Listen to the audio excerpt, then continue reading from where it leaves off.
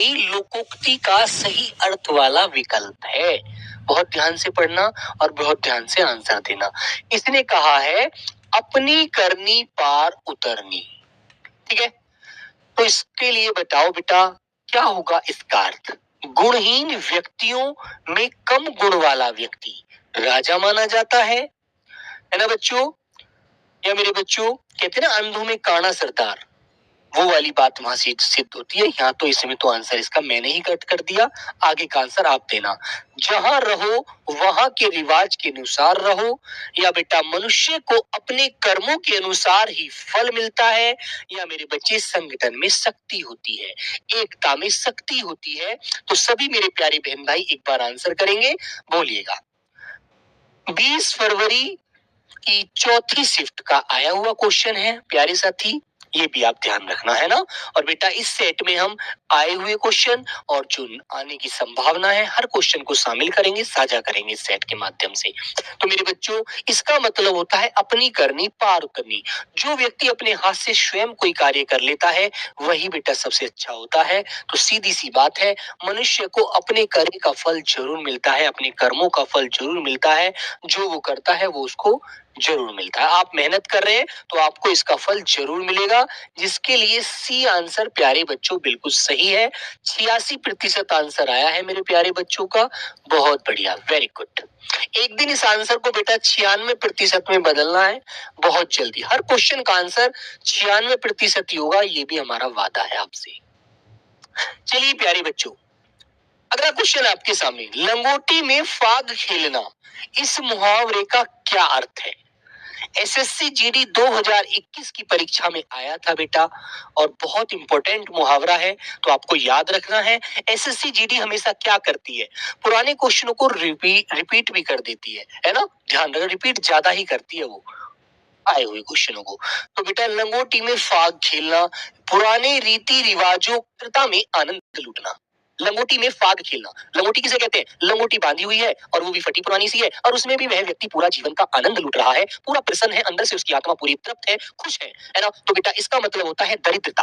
दरिद्र मतलब गरीबी, तो उसके पास बहुत अभाव है धन का, हर चीज का, तब भी वो आनंद में है, खुश है। तो इसके लिए आपको डी आंसर सबसे सटीक आंसर आपका होता है प्यारे बच्चों। धनी का निर्धन हो जाना नहीं होना, ठीक है, भाग्य से बना नहीं, पुराने रीति रिवाजों के अनुसार चलना नहीं, है ना। वो तो वो वाली बात होगी लकीर का फकीर होना, जो पुराने हमारे बड़े बुजुर्ग करते थे वही हम करें, नहीं ऐसा नहीं है। दिए गए वाक्यांश के लिए एक शब्द दीजिए जो कभी बूढ़ा न हो, उसे क्या बोला जाता है बेटा। आप लोगों का आंसर क्या होगा, 2019 की परीक्षा में आया था, है ना। तो मेरे प्यारे बच्चे अब भी आ सकता है, ऐसा कुछ नहीं है कि इसको 19 में ही देखकर एग्जाम में भूल गया। तो बच्चे अजर कहते हैं, यौवन कहते हैं, अमृत कहते हैं, या अमर कहते हैं, ठीक है। तो मेरे प्यारे बच्चों जो कभी बूढ़ा न हो उसे अजर बोला जाता है। यौवन कौन होता है, यौवन अवस्था कौन सी होती है बेटा, जो हमारी बाल्यावस्था और वृद्धावस्था के बीच की अवस्था होती है ना मेरे प्यारे बच्चों। मैं कहूं तो बाल्यावस्था, बाल्यावस्था और बच्चों वृद्धावस्था, वृद्धावस्था,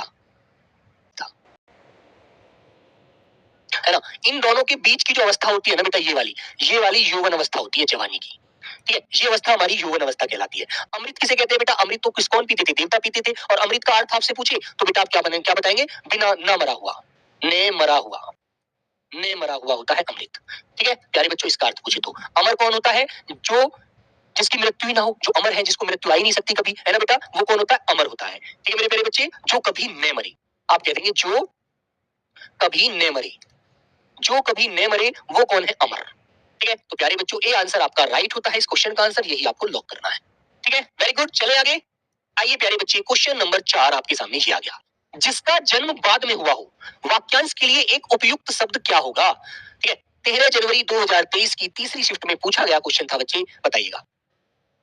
तो बेटा अनुज, अग्रज, ज्येष्ठ या अग्रजा।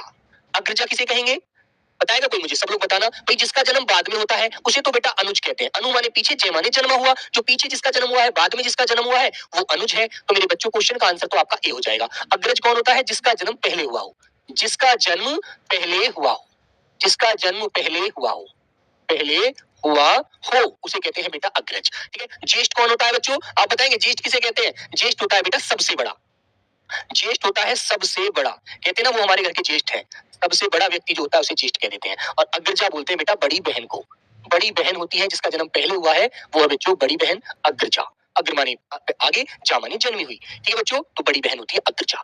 ठीक है, 79% आंसर आया है ऑप्शन नंबर ए वाला।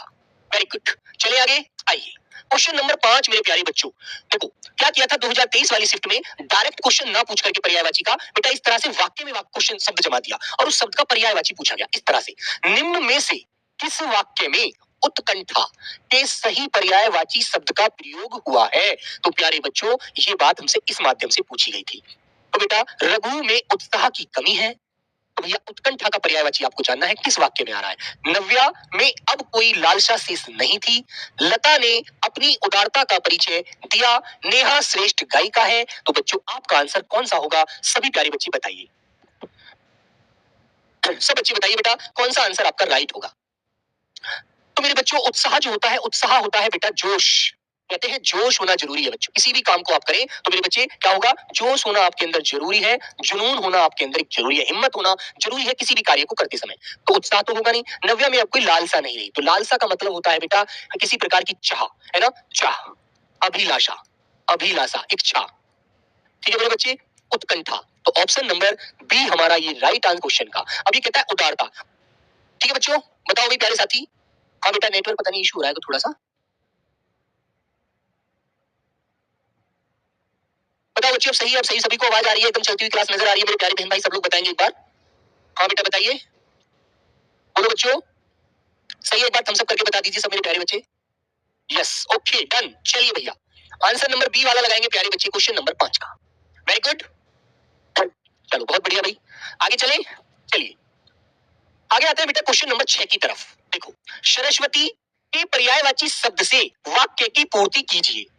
प्रातः काल देश का स्तोत्र पढ़िए। ठीक है, बताइए बताइए बच्चों।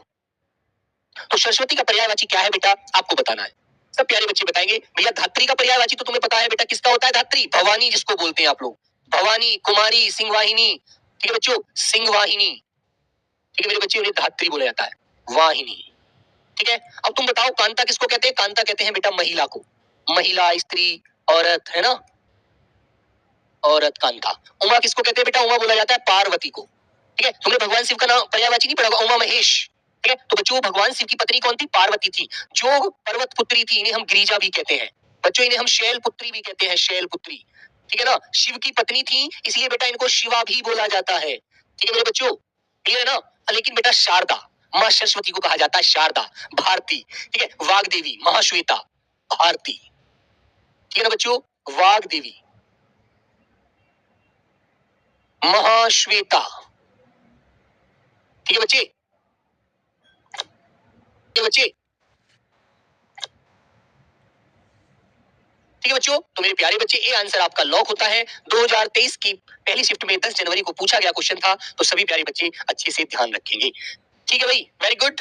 आइए, आकाश में तारे निकलते हुए हैं, उपयुक्त वाक्य में रेखांकित शब्द की विलोम शब्द का चयन विकल्पों में से कीजिए। करिए बच्चों। तो बेटा आकाश का विलोम क्या होता है बताइए। भाई वन का क्या होता है बच्चों, वन का तो विलोम सबको पता होगा, क्या होता है बेटा, मरु, है ना। वन जहां पर पेड़ पौधे हैं, मरुस्थल जहां पर कुछ नहीं है, खाली स्थान पड़ा है, उधर तो बेटा पेट को कहा जाता है उधर। ठीक है ना, ठीक है ना। लेकिन बेटा आकाश का विलोम होता है पाताल, बी आंसर। ठीक है, आसमान का विलोम क्या बताओगे, बताएगा कोई बच्चा मुझे, आसमान कहते हैं जमीन आसमान का अंतर है, बोलते हैं ना बच्चों कि यार तुम छोटी बात कर रहे हो, जमीन और आसमान का अंतर है। तो प्यारे बच्चों आपको ये चीजें व्यवहार में लेकर रखनी है याद। जमीन, तो ऑप्शन नंबर ए वाला लॉक, है ना। वेरी गुड, कि भाई तुम जानते नहीं हो जमीन और आसमान का अंतर है, ऐसे तो बोलते धरती आसमान का अंतर है, जमीन आसमान का अंतर है। ठीक है मेरे बच्चों, याद रखना। तो प्यारे बच्चे आकाश का विलोम तो पाताल होगा, आपको याद रखना है ना। और कभी कभी क्या देता है, अवनी, शब्द देता है अवनी, कि अवनी का विलोम बताओ, तो अवनी का क्या होता है मेरे बच्चे, अंबर। ठीक है, और बेटा कमल का, सॉरी, जड़ का प्यारे बच्चे चेतन। ठीक है मेरे भाई, इस तरह से आपको याद रखना है, अवनी का अंबर बताना। क्वेश्चन नंबर 8 सब लोग बताएंगे बेटा अगले क्वेश्चन का आंसर। दिए गए वाक्य में रेखांकित शब्द का विलोम, विलोम शब्द ज्ञात कीजिए। पहाड़ों का रास्ता दुर्गम है, पहाड़ों का रास्ता दुर्गम है, दुर्गम मतलब दुर्माने, बड़ा मतलब पीड़ा से, मतलब कि वहां पर पहुंचना बड़ा कठिनाई भरा रास्ता है, कांटे हैं, बहुत सारी विपत्तियां हैं, जंगली जानवर है, इसलिए दुर्गम कह रहा है वो। तो बच्चों आपको दुर्गम का विलोम क्या बताना है, बोलो बेटा। सु का विलोम तो कु बता देना। ठीक है, सब लोग बताइए, बताओ प्यारे बच्चे। बच्चों, तो मेरे बच्चों आपको बताना है दुर्गम का विलोम होगा आपका ऑप्शन नंबर ए, सुगम। बड़ा अच्छा है, ठीक है। अब भैया एगम या दुर्गम ये नहीं होगा। इस सुचक्र का आपको बच्चों क्या बताना है, कुचक्र। कुचक्र, ठीक है, सुचक्र का कुचक्र बताना है। और अगम का भी विलोम क्या होता है, अगम का विलोम भी प्यारे बच्चों सुगम ही होता है, ये भी ध्यान रखना, ठीक है। क्लियर है ना बच्चे, याद रखेंगे आप लोग। तो ऑप्शन नंबर ए आपका इसका राइट होता है। दुर्गम का विलोम सुगम होगा, अगम का विलोम भी सुगम होगा। दुर्गम आप बता ही चुके हैं, एक दूसरे के विलोम है ही। सुचक्र का कुचक्र होगा, है ना। एक बार प्यारे बच्चों एक बात और ध्यान रखना, यदि मान लीजिए हमें कोई शब्द तत्सम दिया हुआ है विलोम में, तो हमको उसका विलोम भी तत्सम ही बताना है।